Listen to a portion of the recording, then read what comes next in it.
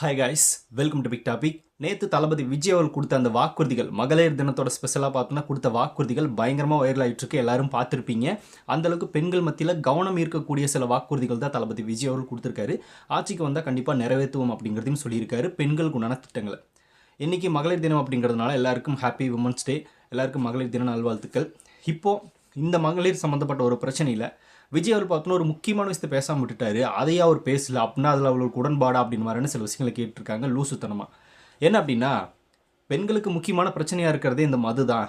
மது குடிச்சிட்டு வந்து அவங்கவுங்க கணவர்மார்கள் அங்கங்கே ஆக்சிடென்ட் ஆகி உயிர் இழக்கிறது, செயின் கொலை கற்பழிப்புன்று நடக்கிறதுக்கு முக்கியமான காரணம் பார்த்தோன்னா இதுதான். ஸோ இதில் பார்த்தோன்னா விஜய் அவர் என்ன நிலைப்பாடு எடுக்கிறாரு, ஏன் மது ஒழிப்பை பற்றி பேசவே இல்லை, அதில் அவர் என்ன ஸ்டாண்ட் எடுக்கிறாரு அப்படிங்கிறத பற்றின கேள்விகளை கேட்டே இருக்காங்க. அப்படின்னா விஜய் அவர் மதுவை ஆதரிக்கிறாரா அப்படின்னு. அதாவது விஜய் அவர்கள் கொடுத்த எல்லா வாக்குறுதிகளுமே பெண்களுக்கு தேவையான வாக்குறுதிகள் தான், அதில் எந்த மாற்றமும் கிடையாது. ஆனால் அது என்ன சொன்னார் அப்படின்னா, சொல்லிட்டு இது ஜஸ்ட் சாம்பிள் தான் அப்படின்னு சொன்னார். அதோட நிற்கலை, இன்னும் இருக்குது, இன்னும் ரெடி ஆகிட்டுருக்கு அப்படிங்கிறதையும் சொல்லியிருந்தார். அந்த லிஸ்ட்டில் அது இருக்கும் அப்படிங்கிறதுல எந்த வித சந்தேகமும் கிடையாது. ஏன்னா போதைப் பொருளுக்கு ஆரம்பத்துலேருந்து அரசியலுக்கு வர்றதுக்கு முன்னாடி இருந்தே எதிராக குரல் கொடுத்துட்டு இருக்கிறவர் தான் நம்ம தளபதி விஜய் அவர்கள். அப்படி இருக்கிறப்போ அதுக்குண்டான ஸ்டெப்பெல்லாம் எடுக்காமலாம் இருக்க மாட்டார். அதுக்குண்டான விஷயங்களை பார்த்தோன்னா திட்டத்தை வகுத்துட்டு இருப்பாங்கன்னு நினைக்கிறேன். அது எந்த மாதிரியான வாக்குறுதியாக நம்ம கொடுக்கலாம் அப்படின்னு மாதிரியான சில விஷயங்களை பார்த்தோன்னா டீட்டெயிலாக கலெக்ட் பண்ணிட்டு இருப்பார். ஸோ அந்த விஷயம் கண்டிப்பாக உள்ள ஆட் செய்யப்படும், அதில் எந்த மாற்றமும் கிடையாது. அவர் தான் சொன்னார்ல இது ஜஸ்ட் சாம்பிள் தான் அப்படின்னு. இன்னும் இருக்குது, அதில் எந்த மாற்றம் இல்லை. சரி, ஓகே. அப்படின்னா அவர் என்ன பண்ணிடுவார், வந்தோடனே வந்து மதுக்கடைகளை இழுத்து மூடிடுவாரா, மற்ற கட்சிகள் மாதிரி மது விலக்குன்னு சொல்லிடுவாரா, வந்து அப்படி சொல்லிட்டு பார்த்தோன்னா அப்படியே தொடர்ந்து நடத்துவாரா அப்படின்னு மாதிரியான சில விமர்சனங்களை வைப்பாங்க. அதாவது மதுக்கடைகளை ஒழிப்போம் அப்படின்றது எல்லாருடைய குறிக்கோள் தான், அதில் எந்த மாற்றமும் இல்லை. மதுவே இல்லாத தமிழகத்தை உருவாக்கணும் அப்படின்றதா நம்மளுடைய நோக்கமும். ஆனால் அதுக்கு மது விலக்கு அப்படின்றது, அதாவது ஆட்சிக்கு வந்த உடனே நாங்கள் மதுக்கடைகளை மூடுவோம்னு சொல்கிறாங்களே, அது அப்பட்டமான பொய். அது சொல்லி வாக்குகளை வாங்குறதுக்காக மட்டுமே பண்ணுற ட்ரிக்கு. இதை வந்து இந்த 2 கட்சிகளும் பண்ணிகிட்டே இருப்பாங்களே தவிர அதை செயல்படுத்த மாட்டாங்க. ஏன்னா நடத்துகிறதே பாதி பேர் அவங்க ஆட்கள் தானே. அப்படி இருக்கிறப்ப அதை இழுத்தெல்லாம் மூட மாட்டாங்க. அந்த மாதிரி ஒரு வாக்குறுதி கொடுத்து அப்போ பெண்கள் பார்த்தோன்னா குசியாக வந்து நம்மளுக்கு பிரச்சனையே இல்லைன்னு நினச்சிட்டு வாக்கு போட்டுருவாங்க அப்படின்ற ஒரு காரணத்துக்காக அந்த மாதிரியான ஒரு பொய்யை சொல்லி வாக்கு வாங்கிடுவாங்க. அதுக்கப்புறமா அதை செயல்படுத்த மாட்டாங்க. கேள்வி கேட்டால் 2016 கலைஞர் சொன்னாரே, நீங்கள் கலைஞருக்கு வாக்கு செலுத்துனீங்களா அப்படின்னு உதயநிதியெல்லாம் பெண்ணை திருப்பி கேட்குறாரு. 2016 நீங்கள் மூடுவன்னு சொல்லி வாக்கு செலுத்தாமல் தோக்கடிச்சாலும் இப்போ நீங்கள் ஆட்சியில் இருக்கீங்கள, உங்களுக்கு தானே ஓட்டு போட்டிருக்காங்க, அப்போ நீங்கள் மூட வேண்டியதானே அப்படின்னு கேள்வி கேட்டால் பதில் சொல்ல மாட்டாங்க. எந்த வருஷம்ன்றதெல்லாம் முக்கியம் இல்லை, நீங்கள் ஆட்சிக்கு வந்து அதை பண்ணுறேன்னு சொல்லியிருக்கீங்களே, ஆட்சிக்கு வந்து இந்த 5 வருஷம் முடிவே போகுது, நீங்கள் அதை மூடலை அப்படின்னு கேட்போம். இது வந்து பொய் வாக்குறுதிகள் தான். ஆனால் உண்மையாலுமே ரியாலிட்டி என்ன அப்படின்னா, அப்படி வந்த உடனே மொத்தமாக பார்த்தோன்னா மதுக்கலைகளை இழுத்து மூடுறது அப்படிங்கிறது மது அருந்தக்கூடிய நபர்களுக்கு ஒரு மிகப்பெரிய ஆபத்து தான், அதில் டவுட்டே வேணாம். அதன் மூலமாக பெரிய பெரிய பிரச்சனைகளை அவங்க ஃபேஸ் பண்ண வேண்டியது வரும். இது எல்லாத்தையும் தாண்டி அப்புறம் இந்த கள்ளச்சாராயம் அது இதனால் பார்த்தோன்னா சில விஷயங்கள் உள்ளே வந்துடும். ஆல்ரெடி இருக்கும்போதே நிறைய பேர் அதை காய்ச்சிட்டு தான் இருக்காங்கன்றதையும் நம்ம பார்த்துட்டு தான் இருக்கோம். அதனால இது என்ன பண்ணலாம் அப்படின்னா, ஒரேடியாக இழுத்து மூடிடுவோன்னு சொல்லி வாக்கு கேட்குறதும் தப்பு தான். அது வந்து நடைமுறைப்படுத்தப்படாத ஒரு விஷயம், அது யாருனாலையும் முடியாது. விஜய் அவர்களே சொன்னாலும் கூட அது சாத்தியம் இல்லாத ஒன்று. அப்போ மறுபடியும் பார்த்தோன்னா ஓப்பன் பண்ணி தான் ஆகணும் அப்படின்ற ரேஞ்சுக்கு போகும். இல்லைன்னா பெரிய பெரிய இஷ்யூ வந்து நம்ம சந்திக்க நேரிடும், அதில் மாற்றமே இல்லை. அதுக்கு சிம்பிளான ஒரே ஒரு வழி என்ன அப்படின்னா, அது கொஞ்சம் கொஞ்சமாக குறைச்சி அப்படியே ஃபைனலாக பார்த்தோன்னா ஸ்டாப் பண்ணக்கூடியது தான். அதுக்கு ஒரே சொல்யூஷன் இது மட்டும்தான், வேறு எதுவுமே கிடையாது. வந்தோடனே இழுத்து மூடுறதும் சாத்தியமில்லாத ஒரு விஷயம்.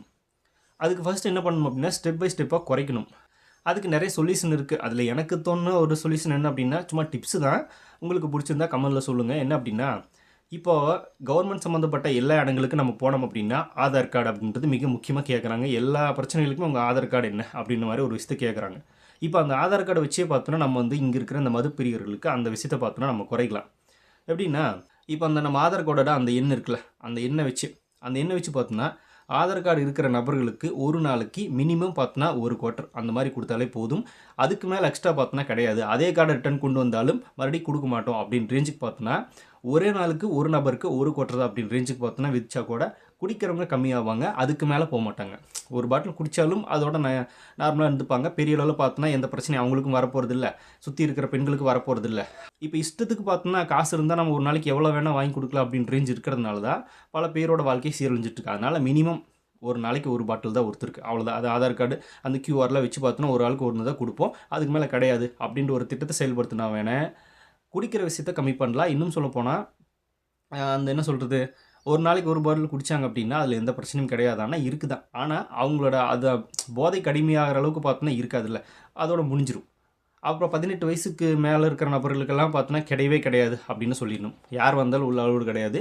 அதுக்கு அது ஆதார் கார்டு பார்த்தோன்னா மினிமம் 25 ஏஜ் கிராஸ் பண்ணியிருக்கணும். அப்போ தான் பார்த்தோன்னா உங்களுக்கு கிடைக்கும் அப்படின்னு ரேஞ்சுக்கும் பார்த்தோன்னா ஒரு திட்டத்தை செயல் பண்ணால் ஓகே, நடைமுறைப்படுத்தினாங்க அப்படின்னா ஓகே, குறையறக்கு வாய்ப்பு இருக்குது. ஒரு நாளுக்கு ஒருத்தருக்கு ஒரு பாட்டில் தான் அப்படின்னு மாதிரி. அப்போ அடுத்த நாள் தான் வாங்க முடியும்.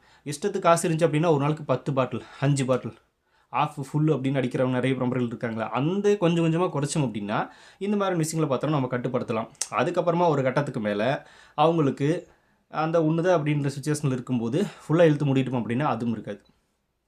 கொஞ்சம் கொஞ்சமாக குறைக்கலாம். ஏன்னா அவங்களோட போதையை கொஞ்சம் கொஞ்சமாக நம்மளை அழிக்கிறது தான் நம்மளுடைய வேலை. அதுக்காக ஒட்டுமொத்தமாகவும் பார்த்தோன்னா முடக்க முடியாது. சின்ன சின்ன திட்டங்களை ஊற்றுவேனா நம்ம அதை குறைக்கலாம். அதுக்குண்டான வழிகள் ஏதாவது சொன்னாங்கன்னா நல்லாயிருக்கும். அது கவர்மெண்ட் எந்த ஸ்டெப்பும் எடுக்காது. ஏன்னா அவங்க தான் பார்த்தோன்னா திறந்து வச்சுட்டு நீங்கள் எத்தனை பாட்டில் வேணாலும் வாங்கிட்டு போவாங்க, கொடுக்குறக்கு நாங்கள் ரெடி. அப்போ தானே கல்லா கட்ட முடியும். மதுக்கடைகளில் தான் கல்லா கட்டுது அப்படிங்கிறது எல்லாருக்குமே தெரிஞ்ச விஷயம் தான். அப்படி இருக்கிறப்ப ஒரு நாளைக்கு ஒரு நபர் 20 பாட்டில் வாங்கினா கூட பார்த்தோன்னா எந்த சமரசமும் இல்லாமல் அவங்க கொடுத்துட்டே இருப்பாங்க. அதை கண்ட்ரோல் பண்ணும். ஒரு நாளைக்கு ஒரு பாட்டில் தான் ஒரு நபருக்கு ஆதார் கார்டு யூஸ் பண்ணி மறுபடியும் அந்த ஆதார் கார்டு யூஸ் பண்ணால் கூட இவர் ஆல்ரெடி வாங்கியிருக்காரு அப்படிங்கிறது அங்கே இன்ஃபர்மேஷன் போயிடணும். அவர் கிடையாதுன்னு சொல்லி திருப்பி அனுப்பிடணும். இந்த மாதிரியான விஷயங்களை பார்த்தோன்னா செயல்படுத்தினா ஓரளவுக்கு குறைக்கிறதுக்கு வாய்ப்பு இருக்குது. அதுக்கப்புறமா கொஞ்சம் கொஞ்சமாக அதை செயல்படுத்தி நடைமுறை கொண்டு வந்து அதுக்கப்புறமா இழுத்து மூடலாம். அதில் எந்த பிரச்சனையும் கிடையாது. அந்த மாதிரி தான் பண்ண முடியுமே தவிர சட்டுன்னு பார்த்தோன்னா சட்டு இழுத்து சாத்துறதெல்லாம் வாய்ப்பு இல்லாத ஒரு விஷயம். அது அவங்களுக்கே ஆபத்தாக போயிடும். அதனால் இந்த மாதிரியான படிப்படியான சில விஷயங்களை குறைக்கிறதுக்கு ஏதாவது திட்டங்களை எல்லா கட்சியுமே பண்ணலாம். நான் சொல்கிறது தாவேக்காக மட்டும் கிடையாது. அதிமுக பண்ணலாம், திமுக பண்ணலாம், யார் வேணால் பண்ணலாம். ஆனால் அந்த மாதிரி பண்ண மாட்டாங்களா, அதுதானே பிரச்சனை. விஜயில் அதில் என்ன ஸ்டாண்ட் எடுக்க போகிறாரு, இதோட பெட்டரான சாய்ஸ் எதுவும் இருக்குமோ அதை பண்ண போகிறாரா, இல்லை முழுமையாக நாங்கள் மூடிடுவோம்னு சொல்ல போகிறாரா அப்படின்றது நம்மளுக்கு தெரியல. முழுமையாக மூடிடுவோன்னு சொல்கிறது பார்த்தோன்னா எனக்கு தெரிஞ்சு அதில் எந்தவித யூஸும் கிடையாது. அதுக்கு வாய்ப்பும் இல்லை அப்படின்றது அவருக்கும் தெரியும். அப்படியே 3 நாளும் அதில் பல பிரச்சனைகளை ஃபேஸ் பண்ண வேண்டி இருக்கும். அடுத்து விஜய் வந்தார் அப்படின்னா அந்த பிரச்சனையெல்லாம் எடுத்து வச்சு பேசி இன்னும் பார்த்தோன்னா பெரிய இஷ்யூ கொடுப்பாங்க. அது செயல்படுத்தி காட்டிட்டார் அப்படின்னா ஒன்றும் பிரச்சனை கிடையாது. யாருக்கும் எந்த ஒரு பிரச்சனையும் இல்லாமல் எங்கே ஒரு கள்ளச்சாராயம் அது தானே காய்ச்சாமல் எல்லாத்தையுமே தடுத்து ஸ்டாப் பண்ணி ப்ராப்பராக பார்த்தோன்னா ஒழிச்சிட்டாங்க அப்படின்னா பிரச்சனை கிடையாது. ஆனால் அது வேறு மாதிரியான நம்ம நினச்சதையும் தாண்டி அதுக்கு ஆப்போசிட்டாக அது நடந்துச்சு அப்படின்னா அதை நம்ம கண்ட்ரோல் பண்ண முடியாது. அப்போ மறுபடியும் ரீஓப்பன் அப்படின்ற ஒரு பிரச்சனை கூட நம்ம ஃபேஸ் பண்ண வேண்டியது வரும். மூணுதான் மறுபடியும் திறக்கிற நிலைமை கூட நம்ம ஏற்படும். அது மிகப்பெரிய ஆபத்து, மிகப்பெரிய பேக் ஃபயர் அமைஞ்சிடும். அது எந்த கட்சிக்காக இருந்தாலும். அதனால் இந்த மாதிரியான விஷயத்தை பார்த்தோன்னா முழுமையாக நாங்கள் மூடுவோம்னு சொல்லி ஏமாற்றாமல் இந்த மாதிரி படிப்படியாக குறைக்கிறதுக்குண்டான விஷயங்களை பண்ணலாம். இப்போ கனிமொழி அக்கா சொல்லியிருந்தாங்க, நாங்கள் கொஞ்சம் கொஞ்சமாக குறைப்போம் அப்படின்னு சொல்லியிருந்தாங்க. எங்கே குறைச்சாங்க? குறைக்கிறதுக்குண்டான ஸ்டெப் எதுவும் எடுத்தாங்களான்னா ஒன்றுமே கிடையாது. வீரன் அப்படிங்கிற ஒரு புது பிராண்ட் அறிமுகப்படுத்தி இன்னும் பார்த்தோன்னா அவங்க சார்பில் ஒரு பிராண்டை உருவாக்கி குடிக்க வச்சுட்டு தான் இருக்காங்க. எங்கே பார்த்தோன்னா இவங்க குறைச்சாங்க அப்படின்னா ஒன்றுத்தையும் குறைக்கல. இந்த மாதிரியான பொய்யான வாக்குறுதிகளை கொடுத்து பார்த்தோன்னா மக்களை ஏமாற்றிட்டு இருக்கிறது இந்த கட்சிகள் பண்ணிகிட்டு இருக்கு. அந்த லிஸ்ட்டில் விஜய் அவர்களும் பார்த்தோன்னா இந்த மாதிரியான ஒரு விஷயத்தை சொல்லி அவரும் ஏமாற்ற விரும்ப மாட்டார். அவர் நல்ல ஒரு சொல்யூஷன் சொல்லுவார் அப்படிங்கிற நம்பிக்கை எனக்கு இருக்குது.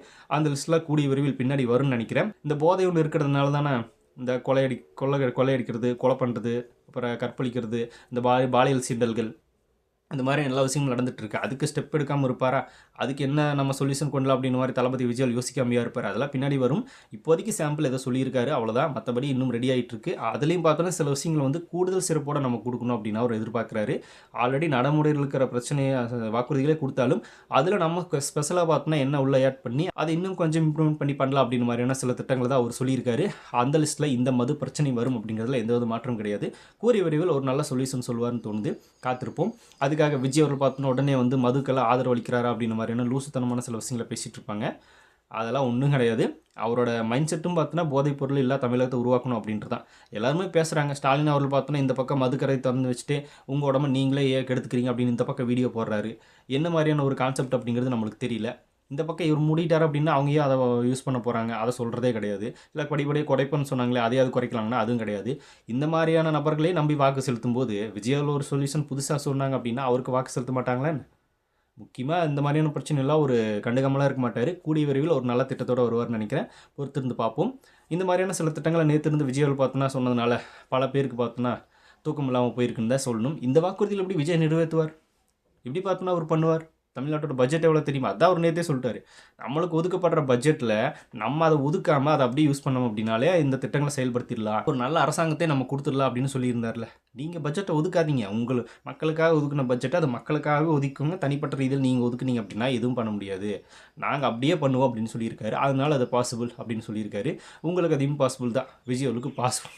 அதனால் மாற்றம் இல்லாமல் அவர் தொடர்ந்து பண்ணுவார் அப்படின்னு நம்பிக்கை இருக்குது. காத்திருப்போம். கூடிய விரைவில் இதுக்குண்டான திட்டங்களும் வரும்னு தோணுது. ஸோ இந்த மது ஒழிக்கிறதுக்குண்டான இந்த நான் சொன்ன சில சொல்யூஷன் எனக்கு தோணுச்சு. ஸோ உங்களோட பாயிண்ட் ஆஃப் வியூவில் உங்களுக்கு ஒரு ஐடியா இருக்கும்ல, அது எப்படி பார்த்துன்னு எக்ஸிக்யூட் பண்ணலாம் அப்படிங்கிறத பற்றி முடிஞ்சா கமெண்ட்டில் ஷேர் பண்ணிட்டு போங்க. அப்படியே பிக் டாபிக் சேனல் யாராவது சப்ஸ்கிரைப் பண்ண மறக்காமல் சப்ஸ்கிரைப் பண்ணிக்கோங்க. நிறைய big topics, political news, trending news, cinema bits இப்படி நிறைய நம்ம சேனல் திறந்து வரப்போகுது.